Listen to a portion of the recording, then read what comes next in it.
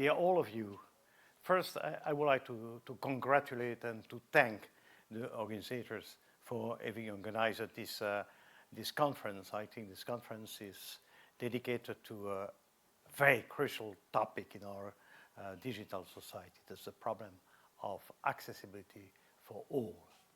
In that context, I would like to develop certain reflection about gatekeepers and the need for having a specific regulation as regards these gatekeepers. I think these gatekeepers are playing a role more and more important in our lives, in our lives as citizens, in our life as business companies, in our life as administration, and in our life of the society.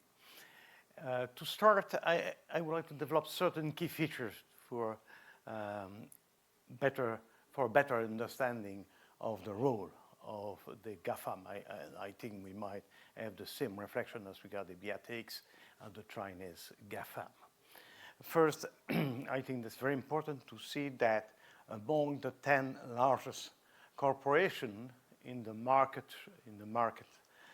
capitalization, you have the 5 GAFAM.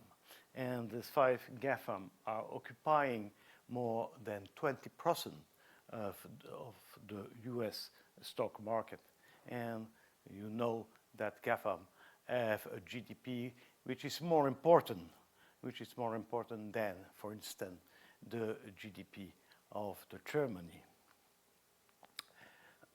The second key feature I would like to develop is the fact that GAFAM have a strong policy, a strong strategy as regards mergers and acquisitions. And the number of mergers and acquisitions is quite impressive. Google is joining together more than 1,000 companies. And what is quite noticeable is the fact that these companies are not necessarily companies which are close or within the core activities of the GAFAM. It might be also companies which are outside of the core market of this GAFAM. It might be companies in the health sector, it might be companies as regards publicity, it might be companies in the car industry, all things, and definitely it might be companies in the media sector.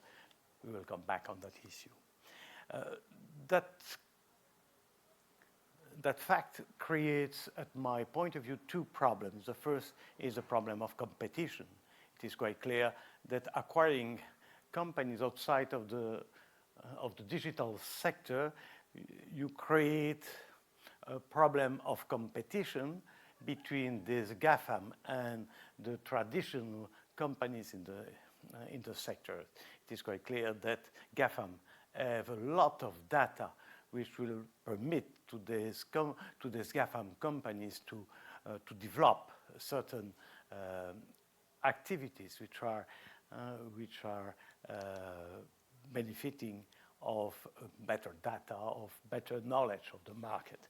And the other problem is the fact that as regards data protection, it is possible for GAFAM to collect and to use data coming from different activities of myself or yourself, and so to have a better profile of your personality. The third key feature is definitely the problem of the share of the markets.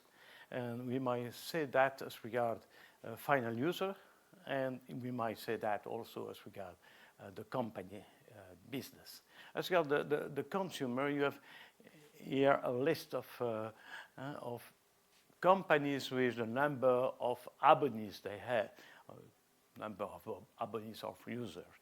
And you see that Facebook has 3 billion of users. It means that broadly more than 1/3 of the global population is using Facebook services. It means the possibility for Facebook to have data from 3 billion of users. And if you have a look, you will see that YouTube has also occupy also a very large market. Two points. First, you might see that a certain number of these companies are belonging to the same mother company. I mean, for instance, Meta is the mother of Facebook, Instagram, WhatsApp.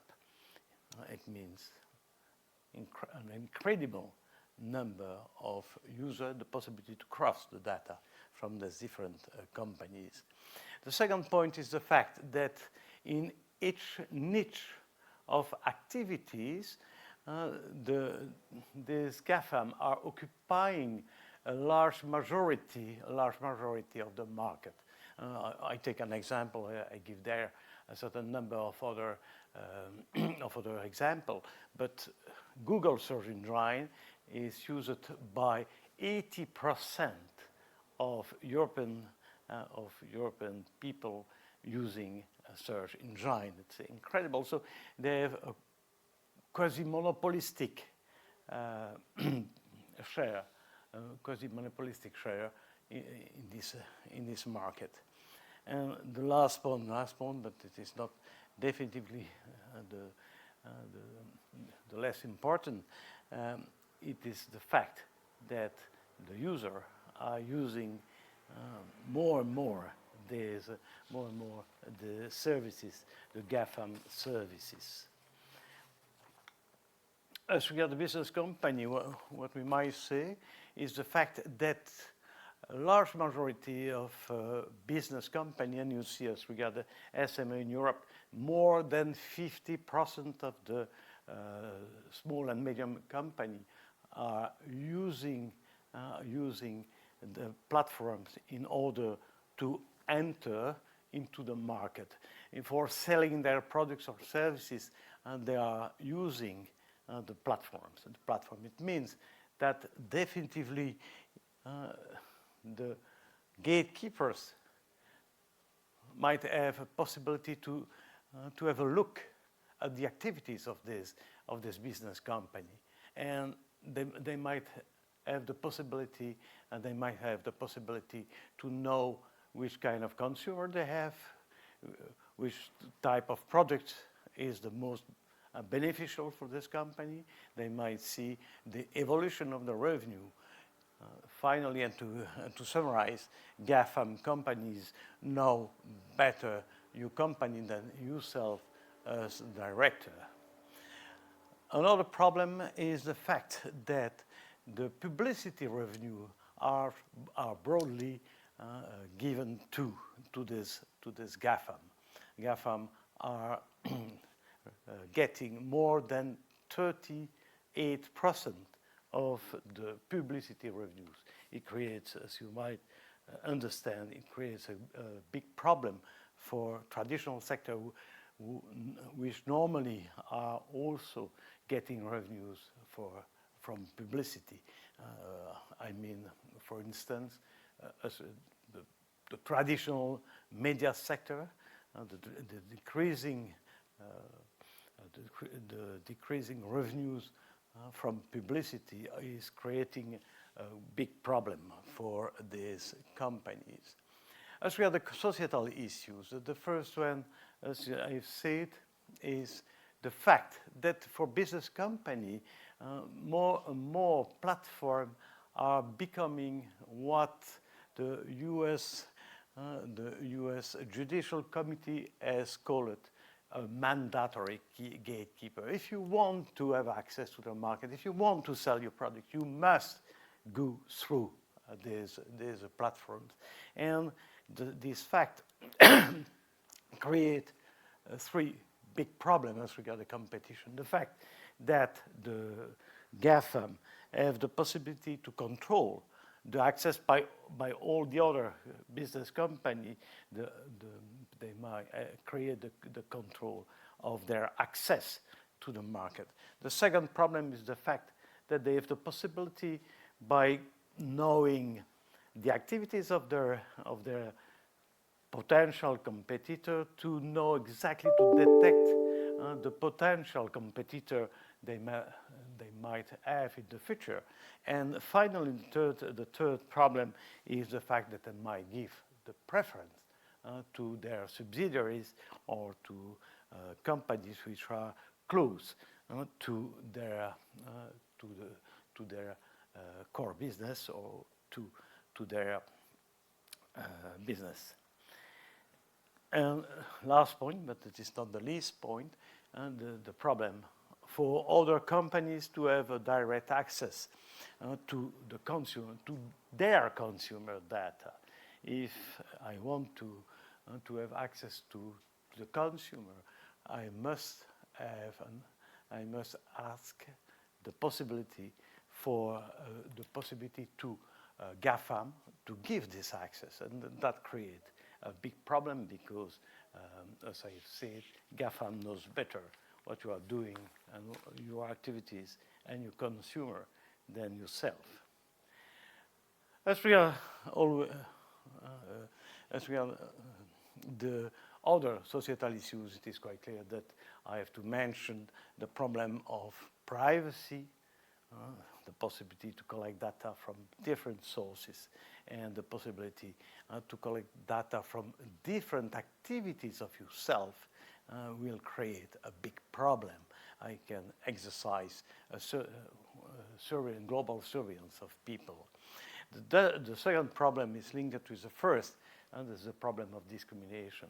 It is quite clear that the data collected by GAFAM will permit to create profile and to discriminate people according to their profile, to have dynamic pricing, definitively to forbid to a certain number of persons to have access to a certain number of services delivered by GAFAM. The problem of disinformation, as you know,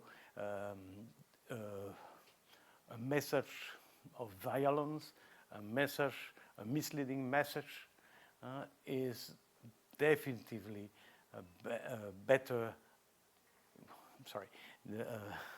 disinformation message is more attractive than what we might call a pure neutral information message. And so it means that these messages are more interesting because they are more attractive, because they are circulating 6 times quicker than a neutral message. They are more attractive for the GAFAM because it permits, according to the business model of the GAFAM, it permits better revenue from publicity, and definitely creates a risk of polarization of our society.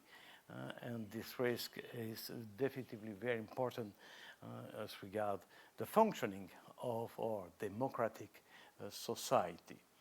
The last point is the fact that that the GAFAM activities are affecting the traditional press sector. As you know, we need a pluralistic press sector. We need independent press sector, and it is quite clear that the fact that the press sector is in an unfair competition because they are losing more and more revenues from the publicity, because the traditional press sector is regulated and not the GAFAM, creates a big problem for the survival of these traditional newspaper actors. So, I think we need a regulation, and I think 2 concepts might help to justify that regulation. The first one is the universal service. Universal service means the possibility for people to have access to a certain quality of service, This access must be universal. In a liberalized economy, it is very important that certain service, even if they are liberalized, might be offered to everybody. And in the digital society, it is quite clear that the universal service must be conceived more and more extensive, more and more extensively. In the beginning, it was only the access to the infrastructure. And now it must also mean access to a certain number of services which are considered as essential, as vital for a citizen in our digital society. And especially, it is quite clear that the access to information, the access to communication would have to be considered as essential service. And finally, the second concept is the systemic risk. That's a concept which has been developed by, by certain doctrines after the banking problems, the crash in 2008, when it has been considered that a certain number of banks have put into danger all our society.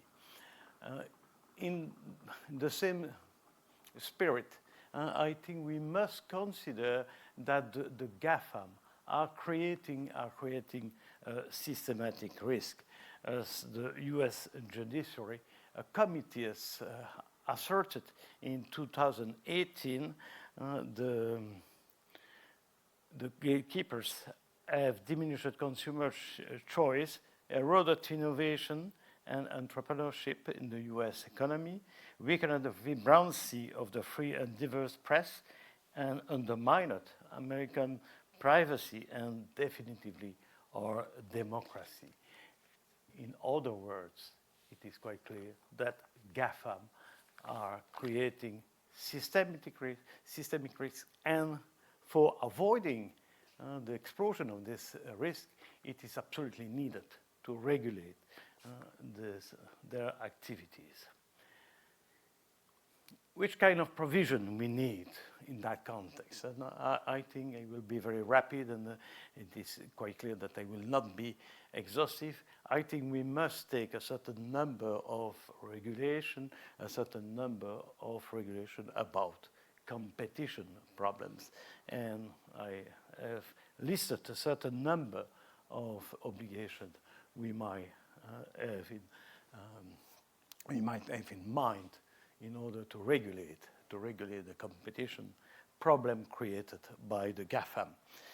As you see, there are a certain number of information to give when they are thinking to merger or acquisition. There are also the obligation to create what we might call an effective portability. It is the possibility for business company or citizens to change of gatekeepers, to change not of gatekeepers, but to change of social networks, to change of search engines, the essential service we have in mind. I think it would be absolutely needed to create a sort of data protection of legal person, and to give to the legal persons, it means to a certain number of business company, especially the SME, a certain number of rights similar to the right given to individuals in the context of personal data legislation.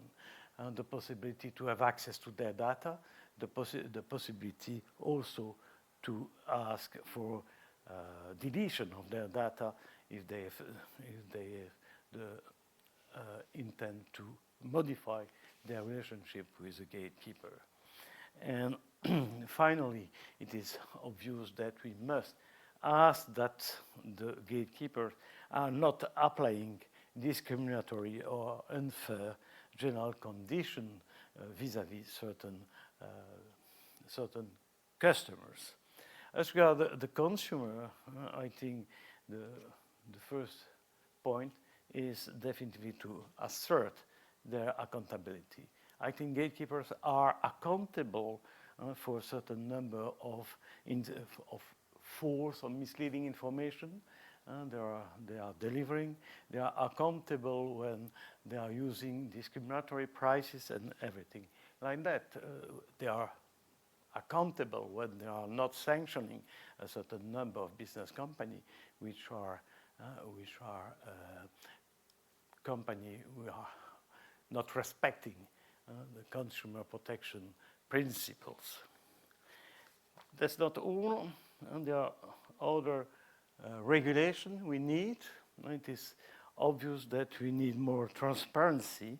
Transparency as regard, for instance, and that's very important, the way by which they are developing ranking, the ranking, which kind of criteria they are using. It is quite clear that we need also an audit about the recommendation system as regard the information, notably in order to avoid disinformation. I think that's very important also that we provide to the citizens, to consumer, the possibility to be or not to be profiled, and definitively they must give a certain number of information about their advertisement revenue. I come now to the conclusions. I hope I'm not too long. My conclusion is quite obvious.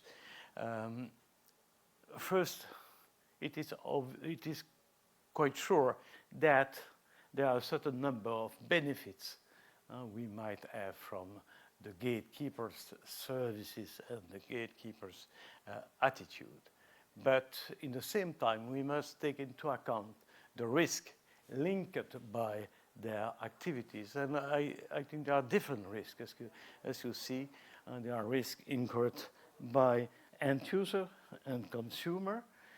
There are risks as regard the groups of persons, the possibility to discriminate peoples or groups of peoples.